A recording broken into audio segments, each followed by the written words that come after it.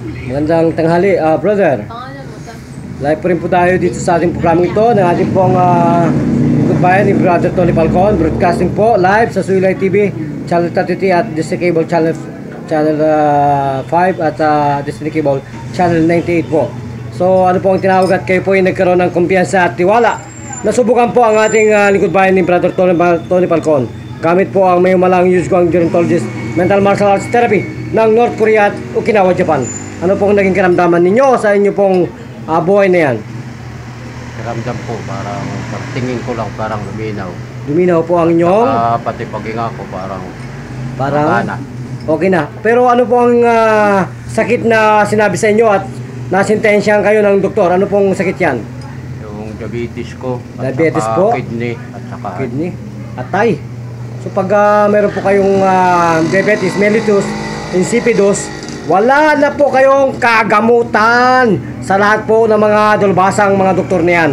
Yan po ang nakapanood po sa international theology ng ganyang karamdaman sa buhay. So nasaan na po ang diabetes ninyo? Nasaan po yung mga failure ng mga internal organ ninyo na sinasabi po ninyo na para po kayong may mga rheuma pa sa inyong mga paa? So nasaan na po ang pamamanit ng paa na yan? medyo konti na lang, hindi na masyado. Kaunti na lang po. Bawasan. Nabawas-bawasan. So yung pong hininga natin, Paghinga ko, okay na. okay na po. Kung ganun po, tatanggalin po natin yung ating pong sinasabi na may problema sa kidney. Nakasan po natin yan. Para wala talaga.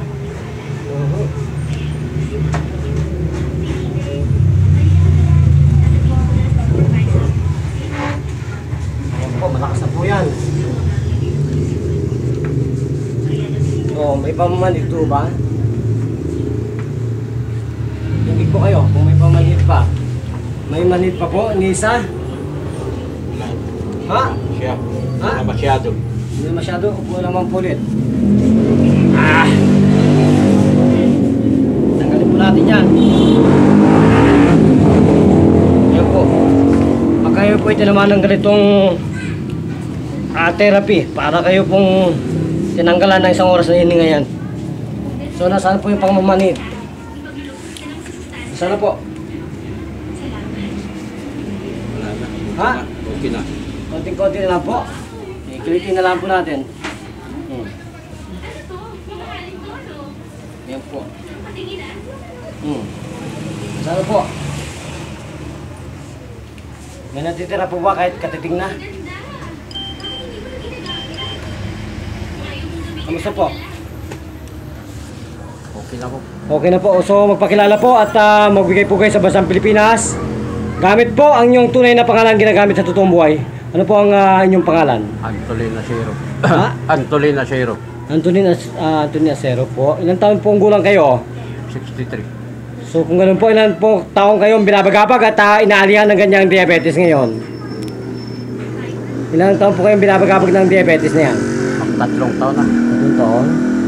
So hirap na po kayo? Oo, lalo na sa pag nasugatan ako, mahirap gumaling. Gumaling. So sa tingin po ninyo, may diabetes pa kayo ngayon? Sa ganyang pakiramdam po ninyo, para kayo sinisilaban na ng araw. Aywan ko lang, hindi ko lang. So mainit na po ang pakiramdam ninyo? Medyo pakiramdam ko lang kumaan. Oo po. So kung lagi pong ganyan ang katawan ninyo, tingin po ninyo, may sagabal pa sa inyo para kayo magtrabaho po? Kayon lang talaga, hindi ako nakatrabaho dahil sa Diabetes. Wala na po kayong problema sa diabetes. Sa pagkain, medyo control. Lalo na yung matatamis.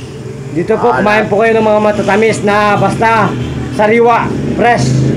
Wala pong problema sa pagkain natin. Sapagkat accelerated na po ang ating internal organ. Buhay na po yan. Yung mga obstruction po ng internal organ, gland.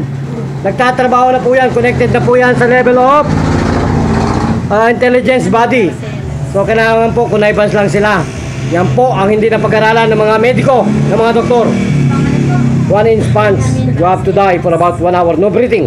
That is the quality and qualification of our medical theory of the Yuzguang-do Gerontologist Mental Martial Art Therapy ng North Korea at Okinawa, Japan. Eh po ba ay naliligayan, brother? Naliligayan po ba kayo sa Diyos? Oo. Kung gano'n po, magpapalam na tayo. At tayo po ay magbibigay po kayo sa Basang Pilipinas. Ito pa rin po ang nagpapatrol at nagbabalita, Brother Jun. Buhat po dito sa Kaingin, Parañaque City, Philippines. Bitaka, kasamang Tony Falcone. Thank you, Master Roxanne. Bye-bye.